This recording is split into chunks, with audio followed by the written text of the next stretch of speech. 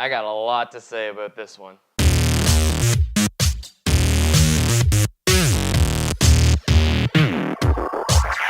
What up, everybody? Welcome to Trailer Park, the movie review show that focuses on the trailers of the movies. I'm your host, Richard Barlow, and today we're going to be talking about the Nutcracker and the Four Realms. She was our queen. At your service, Princess Clara. Princess. So this was a trailer that was kind of hard for me to get through, but for the main reason that caused that, I'm going to do a separate second episode because it's such a big reason. But for this episode, I tried to do my best to look past that and still do a review of just the trailer alone. It was hard to look past the big issue, but for the sake of a review, I did it. So I'm pretty into the take of the story of the Nutcracker that this movie is doing. I know it's very risky when a studio does a dark take on a beloved story, but this one doesn't look that bad. I think the Nutcracker suits what they're doing. It's very clearly still mystical and still fantasy driven, and that I think is the important thing. It's not like they tried to make it gritty and realistic or something ridiculous like that, like a lot of movies seem to do. The only concern I do have with the look of this movie and the story based on what the trailer is showing us is it does look very much like Tim Burton's Alice in Wonderland, which I wasn't a huge fan of. It actually looks a lot like it, which is weird that I'm okay with this one even though I didn't like Alice in Wonderland so much. I think I'm just on board more with the story of the Nutcracker than I was with Alice in Wonderland. I've been expecting you.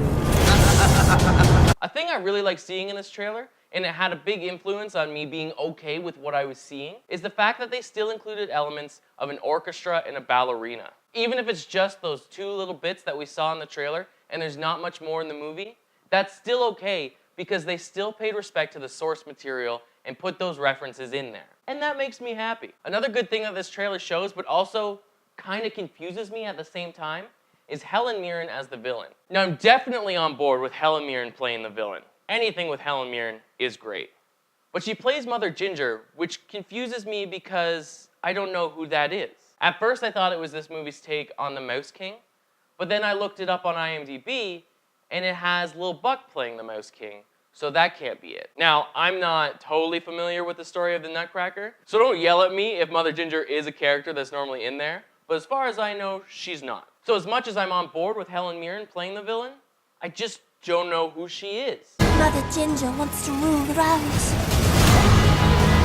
Which also leads me to another confusing point, which I'm not mad at and I don't consider bad, I'm just very curious, is when does this movie take place? Is it in the same world, in the same time, and just a different take on the original story of the Nutcracker? Is it before the original took place, or is it after the original took place? I'm just confused and curious as to what this movie is, if it's just a retelling, or more of a sequel or prequel type thing. Again, nothing against the trailer for not telling me, I'm just curious. She's going to destroy everything my mother created.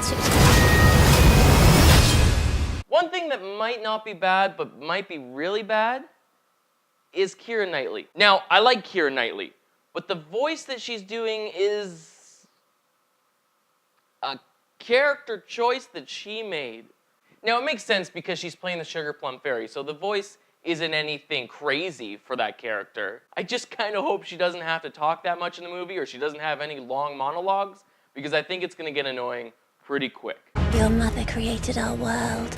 My mother made all of this. Now, something that I am going to dock marks on for the trailer, even though I personally don't have a problem with it, is their use of the dark and creepy cover of No Doubt's I'm Just a Girl. It loses marks because the creepy covers of pop songs are just so overdone in trailers now. That trope has become the new Inception blah, or the in a world of today. Now again, I don't personally have a problem with this, because I always like hearing those versions of songs and getting introduced to cool covers like that. But whenever I hear it in a trailer, it does still make me roll my eyes because I'm like, really? You couldn't come up with anything else? What? Just a girl. The final thing, and not necessarily the trailer, but the marketing of the movie itself, is the release date.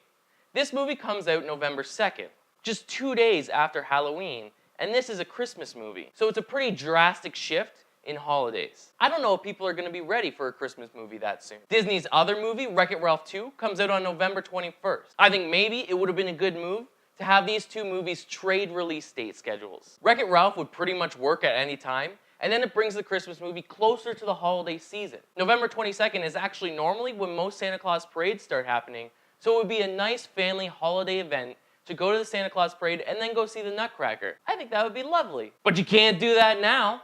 Christmas comes. We must do our best to enjoy it. I don't want to enjoy anything right now. Now with all these things said, I'm gonna give the trailer a B. However, if we include the one major issue that I had a problem with, it would lose it a lot of marks. Because it's still a major issue with this trailer and this movie itself.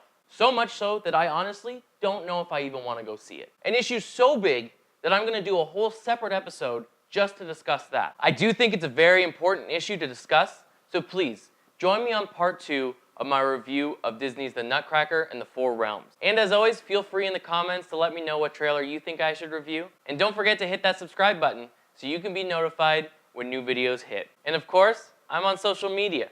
Check me out on Twitter at TrailerBarlow or on Instagram and Facebook at Trailer Park Movie Reviews. I'll see you very soon in part 2 of this review.